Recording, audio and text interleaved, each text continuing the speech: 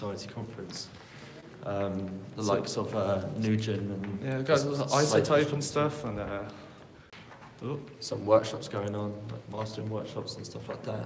Mixing workshops, game audio workshops. Pretty interesting stuff. See what the crack is, see what's going on. Yeah. Might see if we can help some people on this live stream. We know where we're going, I think it's down there. Yeah, down the stairs. So, yeah, hey Prank IT, how you doing? Thanks, Prank IT again. Yeah. Thanks for coming on the show the other day, Prank IT. Some great questions. So yeah, we'll have another show on Wednesday, 7 PM. For now, we're just going to walk around this little conference and yeah, show you what's going on. Mm-hmm. We've got this new little gimbal, if I can learn how to use it. That's good. Yeah. Probably going to get one lost. One more down, I think. I'm pretty more sure down? you climbed two sets of Okay, steps. one more down, okay. Yeah. So yeah, what's been happening so far, Chris? Well, there was a mastering workshop, and that's really all we've seen so far. We had a demo from some speakers that were quite impressive, which were really impressive. Speakers? Actually. Yeah. Pricey. Pricey. But the bass down there and turn left. Okay. Cool. So Prank IT, we are in Leeds in Yorkshire in the UK. This audio, what's it called? Audio Engineering Society conference. Yeah. And, yeah. That's basically it. I thought we'd give you a little live stream if anyone wants to hop on, ask some questions, see if we can get anyone on the stream. It's a good gadget, this. It's down here to the left of Great Hall. Yeah, probably. Yeah, we just went and looked in some studios. Oh, here we go. It's here. All right, we found the Great Hall. Let's walk in this door. This door or that door? In this one. Okay. So, right, you want to take over? Hello, guys. So, who's here? Nugent here. Some vendors of some good gear.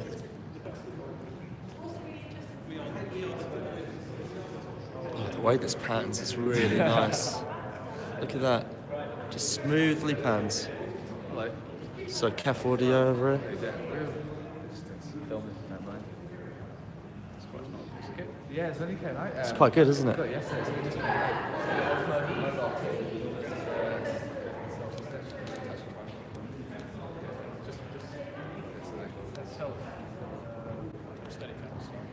so you can move it around. It's a really good gadget.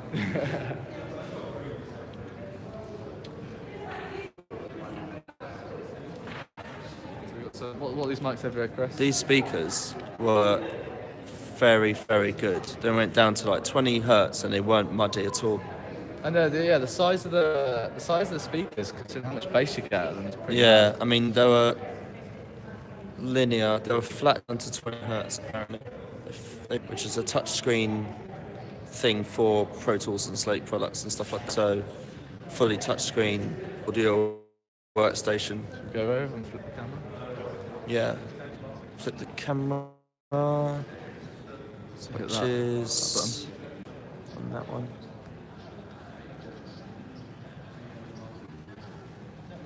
So this is Slate. I don't actually know how to use it. I've never used the Raven. So it's all touchscreen. Oh, there it is. Yeah. So because this is the Slate mix rack. Yeah. This is like the gain, EQ, and stuff like that. But all of this is the transport over here, you know. Yeah, these speakers were nice. Very nice. So much bass for the size of them. So much bass. Much bass. Very size. And they were bassy without muddiness. So Chris, what's this over here? It's got a bit of outboard. So that basically emulates that. That's yeah. That's the outboard version. That's just some outboard gear. Pretty much on Slate. Yeah, pre's.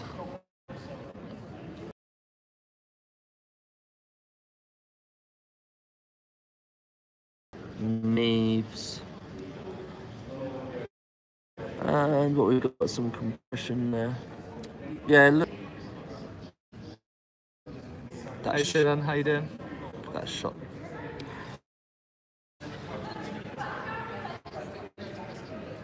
This though. It's a guy from was it Audio Engineer View Me at 6 we were talking to? Well, he was one of the people of this. This everyone's very interested in right now. Why is that? It's the Slate modeling microphone. Nice.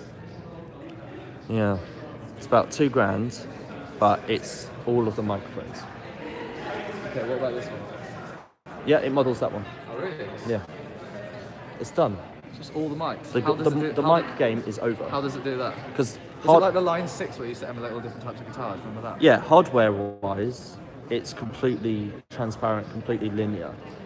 But inside is So it's this. it has a converter, it has a preamp, and I believe it has a preamp.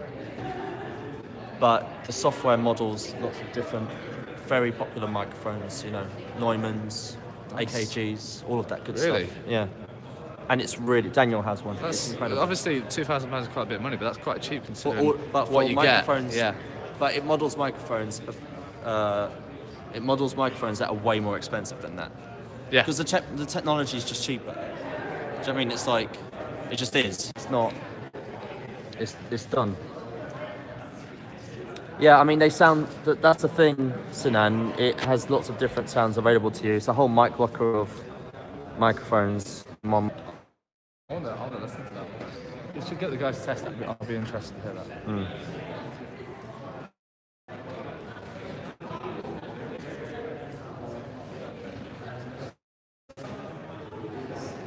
What's vocal booths all around?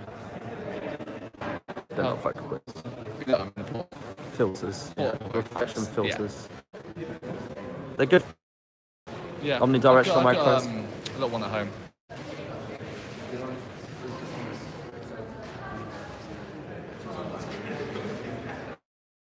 Oh God.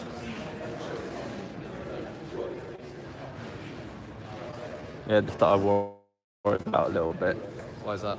because I live in London. Well, Okay. an investigation of long-term damage from noise within public transport tubes, etc. Yeah. Even the buses. Like if you're on the back of a bus, it's horrible sometimes. Because this is an iPhone that we, and Yes. The Osmo Mobile 2, this new gimbal. We've just got. we had that on. Yeah. They're still getting used to it. Okay. So, yeah.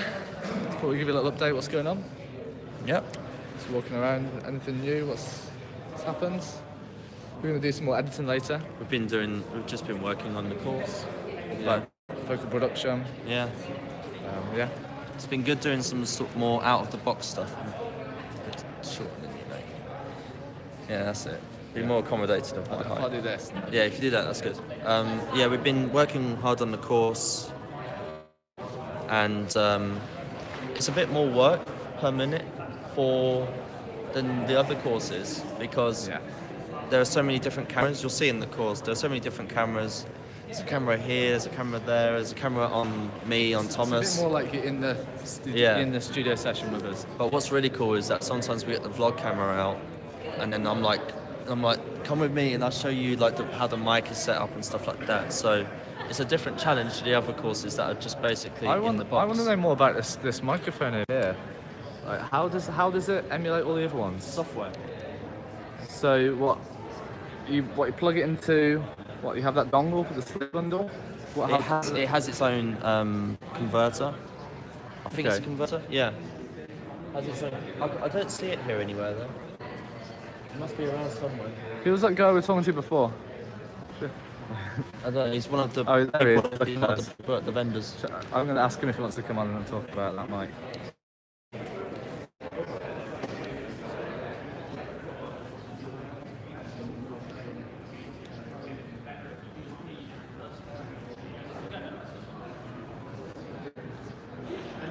Yeah, but you can plug it into preamps and converters and stuff like that.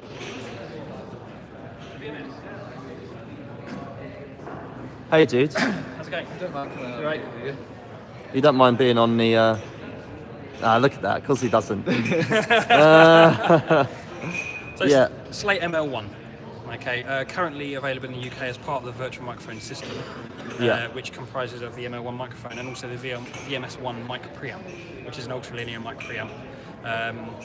Slate are literally, if you show this to anyone, Slate are about to change the way they do this. So you can buy this a la carte, literally on its own. Okay. Price kind of TBA, probably like $799. Yeah. Quite a good price. And therefore you'll be able to buy the preamp separately as well. The reason they're doing that is because this works almost just as well into any like sort of preamp on interface. Yeah. Most of them are pretty good.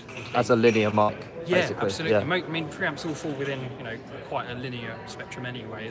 They do. Some of the really coloured ones maybe not so much, but Yeah. even those are still pretty linear. More so than many people might have you believe. In terms Absolutely, of... yeah. I mean, there's less difference between some of the most expensive preamps and some of the cheap interface preamps than you might suspect. Indeed. But it's again, as we had a conversation earlier about diminishing returns. There's an element of that there as well. But some tones just cost a lot of money to get. I do, yeah. So Slate are working around that obviously by using the plugins to do a lot of that work rather Indeed. than expensive components.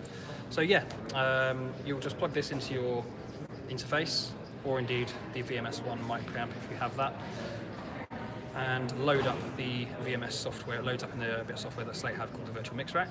Yeah. And I've actually got it loaded if you want to look at it. Actually. Yeah, let's go around. I'm really interested in this. Do you remember when Line 6 brought out a guitar?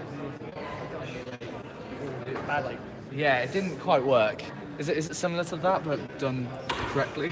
Yeah, well, sort of, yeah. This is it, so this that is module this module here. Just close this down. Just go through that. So this is the FG47. It's essentially an emulation of a U47, vintage U47 Nice. no less. Stephen's own U47. Now U47s do vary slightly based on their age. Capsules get a little bit dirtier, things like that. Yeah. And so it might not sound exactly the same as another U47, but it's Cool. very, very reminiscent. It's so close. Yeah. It'll be like that. It'll sound great. Oh, absolutely. And there's a whole bunch of. This is pretty game changing.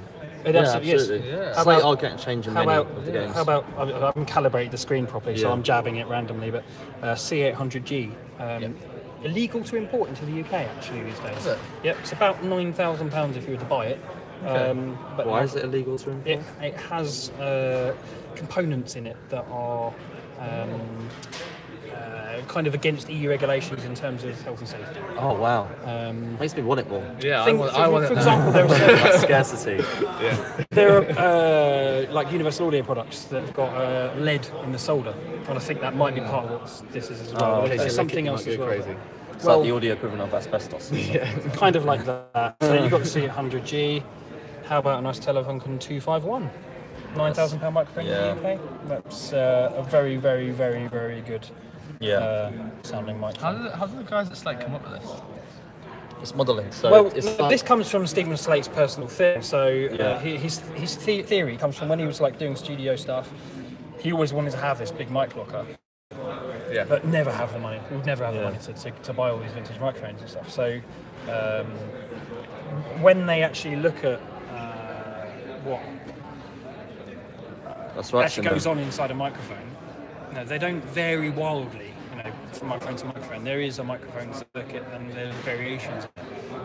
And basically,